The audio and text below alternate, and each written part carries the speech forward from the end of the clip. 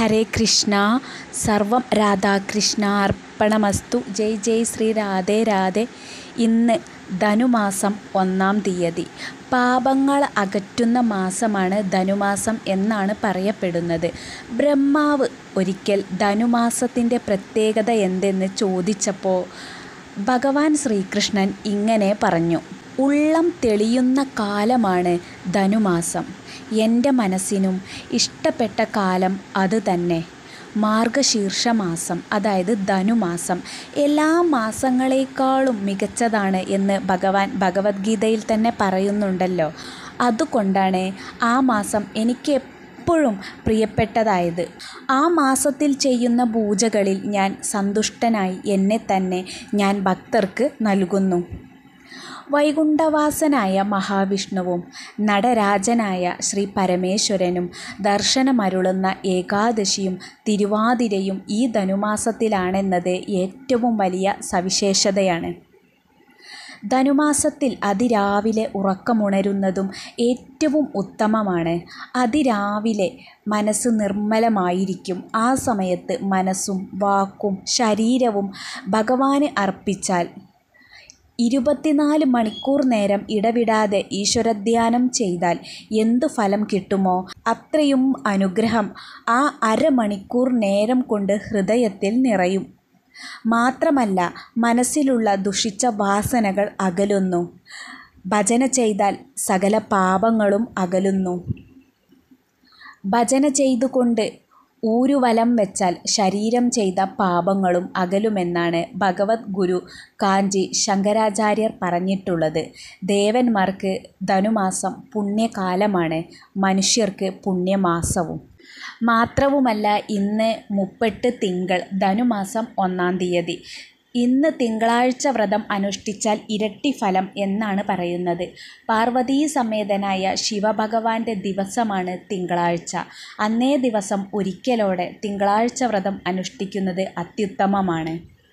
മംഗല്യഭാഗ്യം, ഭദ്രമായ കുടുംബജീവിതം, വൈധവ്യദോഷ നിവാരണം, ചന്ദ്രദോഷ ശമനത്തിനും മോക്ഷത്തിനും ദാമ്പത്യ പരിഹാരത്തിനും കുടുംബ ഉന്നതിയുണ്ടാകാനുമെല്ലാം ഉത്തമമാണത്രേ. ശിവകുടുംബപ്രീതിക്ക് കാരണമാകും എന്നൊരു പ്രത്യേകതയും ഇതിനുണ്ട്. ഭഗവാന്റെ അർദ്ധപകുതി ശ്രീ പാർവതീ ദേവിയായതിനാൽ തിങ്കളാഴ്ച ദിവസം ശിവപാർവതീ മന്ത്രങ്ങൾ ചേർത്ത് വേണം ഭഗവാനെ ഭജിക്കാനായിട്ട്. ഓം നമ ശിവായ, ശിവായ നമ എന്ന മൂലമന്ത്രം 108 പ്രാവശ്യം ജപിക്കുന്നത് അതീവ ഫലദായകമാണ്. പാർവതീദേവിയെ ധ്യാനിച്ച് തുമ്പപ്പൂക്കളും വെളുത്ത എന്തു പൂക്കളും, ശ്രീ പരമേശ്വരനെ ധ്യാനിച്ച് കൂവളത്തിലയും നടക്കിൽ സമർപ്പിക്കുന്നത് അത്യുത്തമമാണ് ശിവക്ഷേത്രത്തിൽ. അന്നേ ദിവസം കഴിയുന്നത്ര തവണ ഓം നമ ശിവായ എന്ന പഞ്ചാക്ഷരി മന്ത്രത്തോടൊപ്പം ശ്രീ പാർവതീദേവിയുടെ മൂലമന്ത്രമായ ഓം ഹ്രീം ഉമായൈ നമ ജപിക്കുന്നതും നല്ലതാണ്. തിങ്കളാഴ്ച ദിവസം മുഴുവൻ ശിവപാർവതീ സ്മരണയിൽ കഴിച്ചുകൂട്ടുന്നത് ശ്രേഷ്ഠമാണ്. ശിവക്ഷേത്ര ദർശനം നടത്തി പിൻവിളക്ക്, കൂവളമാല എന്നിവ സമർപ്പിക്കുന്നതും നന്ന്. അന്നേ ദിവസം ഒരിക്കലൂണാണ് അഭികാമ്യം. രാവിലെയും വൈകിട്ടും പഴങ്ങൾ കഴിച്ചുകൊണ്ട് ഉച്ചയ്ക്ക് ക്ഷേത്രത്തിലെ നേദ്യച്ചോറ് കഴിച്ച് വ്രതം അനുഷ്ഠിക്കുന്നവരും ഉണ്ട്. പിറ്റേന്ന് കുളിച്ച് ക്ഷേത്രത്തിലെ തീർത്ഥമോ തുളസി വെള്ളമോ സേവിച്ച് വ്രതം അവസാനിപ്പിക്കാം. വ്രത ദിവസം ശിവപുരാണം, ദേവീ മഹാത്മ്യവും പാരായണം ചെയ്യുന്നത് ഉചിതമാണ്. ധനുമാസം 1-ാം തീയതി മുതൽ ധനുമാസം 30-ാം തീയതി വരെയാണ് മാർഗഴി മാസവ്രതം. അതായത് ഡിസംബർ 16-ാം തീയതി മുതൽ ജനുവരി 12-ാം തീയതി വരെയാണ് മാർഗഴി മാസവ്രതം. മാർഗഴി മാസത്തിൽ ആണ്ടാളമ്മയുടെ തിരുപ്പാവൈ പാസുരങ്ങൾ ചൊല്ലിക്കൊണ്ട് ഭഗവാൻ ശ്രീകൃഷ്ണനെ നമിച്ചുകൊണ്ട് പ്രാർത്ഥിച്ചുകൊണ്ട് പൂജിച്ചുകൊണ്ട് മാർഗഴി മാസവ്രതം ആരംഭിക്കാം. മാർഗഴി മാസവ്രതം എടുക്കുന്ന പെൺകുട്ടികൾ കണ്ണെഴുതാൻ പാടില്ല, മുടിയിൽ പൂ ചൂടാൻ പാടില്ല, പാല്, നെയ്യ്, വെണ്ണ തുടങ്ങിയ ഉൽപ്പന്നങ്ങൾ ഭക്ഷണത്തിൽ ഉൾപ്പെടുത്താൻ പാടില്ല. 27-ാമത്തെ ദിവസം, അതായത് ധനുമാസം 27-ാം തീയതി ആണ്ടാളമ്മ ഭഗവാനെ കാണുന്നത് അന്നാണ്. അന്ന് ആണ്ടാളമ്മയും ഗോപികമാരും കണ്ണെഴുതി മുടിയിൽ പൂ ചൂടി അണിഞ്ഞൊരുങ്ങിയാണ് ഭഗവാനെ കാണുന്നത്. ഭഗവാൻ അന്ന് പാൽ ചോറും നെയ്യും വെണ്ണയും സമർപ്പിക്കുന്നുണ്ട്. അതുകൊണ്ട് ധനുമാസം 27-ാം തീയതി മുതൽ കണ്ണെഴുതാം, മുടിയിൽ പൂ ചൂടാം, അണിഞ്ഞൊരുങ്ങാം, നെയ്യ്, വെണ്ണ, പാൽ ഉൽപ്പന്നങ്ങളെല്ലാം കഴിക്കാം. ഈ 30 ദിവസവും പൂർണ്ണ വെജിറ്റേറിയൻ ആയിരിക്കണം. അതിരാവിലെ എണീറ്റ് കുളിക്കുക, 2 നേരവും കുളിക്കുക. എല്ലാവർക്കും ആണ്ടാളമ്മയുടെ അനുഗ്രഹമുണ്ടാവട്ടെ. മാർഗഴി മാസവ്രതം ആദ്യമായി എടുത്തിട്ടുള്ളത് ആണ്ടാളമ്മയായിരുന്നു. ഹരേ കൃഷ്ണ. ആണ്ടാളമ്മ രചിച്ചിട്ടുള്ള തിരുപ്പാവൈ പാസുരത്തിലെ 1-ാമത്തെ പാസുരം ഒന്ന് പറയാമെന്ന് വിചാരിക്കുകയാണ്.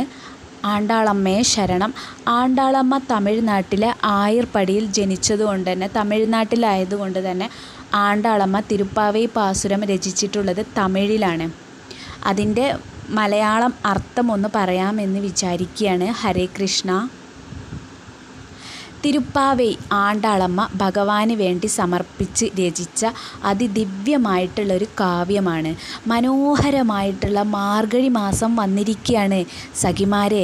ഹേ സഖിമാരെ, ഗോപികമാരെ, മാർഗഴി മാസം വന്നു. നിങ്ങളിങ്ങനെ കിടന്നുറങ്ങുകയാണോ? എണീക്കൂ, ഇത് ഭഗവാനെ ഭജിക്കാനുള്ള മാസമാണ്.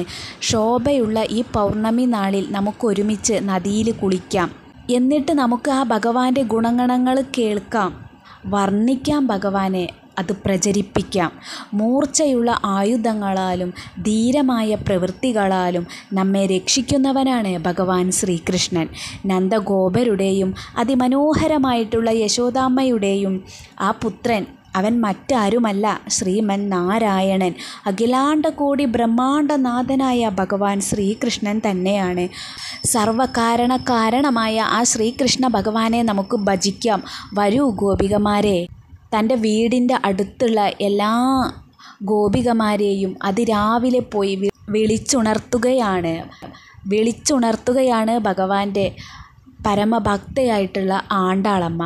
ആ ഭഗവാന്റെ കൃപ നമ്മളിൽ വർഷിക്കാനും ആ ഭഗവാൻ നമുക്ക് അനുഗ്രഹങ്ങൾ നൽകാനും നമ്മെ ഭഗവാൻ കാത്തിരിക്കുകയാണ്. അതുകൊണ്ട് വരൂ ഗോപികമാരെ, നമുക്ക് ഈ വ്രതം അനുഷ്ഠിക്കാം, നമുക്ക് ഭഗവാനെ ഭജിക്കാം, നമുക്ക് എല്ലാവർക്കും ഒത്തുചേർന്ന് ഭഗവാനെ സ്തുതിക്കാം. അങ്ങനെ നമ്മൾ ഈ ലോകത്തിൻ്റെ മുഴുവൻ അംഗീകാരത്തിനും പാത്രീഭവിക്കും. ഹരേ കൃഷ്ണ. ഇതാണ് പാസുരം 1. ഹരേ കൃഷ്ണ.